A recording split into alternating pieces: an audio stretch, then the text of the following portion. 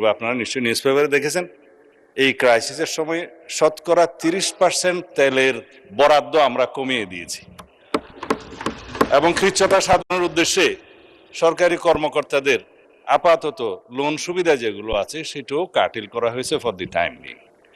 এই সমস্ত এগুলো আমরা সবই জনবান্ধব এবং জনপ্রত্যাশা অনুযায়ী যাচ্ছি, আমাদের মাননীয় প্রধানমন্ত্রীর নির্দেশনা অনুযায়ী।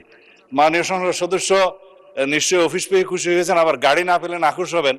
তো সেই জন্য কিভাবে কি করা যায় সংসদ সদস্যদের যানবাহনের ব্যবস্থা সেটা আলাদাভাবে আলাপ আলোচনা করে সরকারি দল বিরোধী দল একটা বিহিত ব্যবস্থা করার জন্য আমি মাননীয় প্রধানমন্ত্রীকে অনুরোধ জানাচ্ছি। ধন্যবাদ মাননীয় স্পিকার। মাননীয় বিরোধী দলের নেতা বলুন। আমি আজকে ধন্যবাদ দিতে দাঁড়ালাম কারণ বিরোধী দলেরই একজন সদস্য তিনি এই দাবিটা সামনে এনেছিলেন ট্রেজারি বেঞ্চ থেকে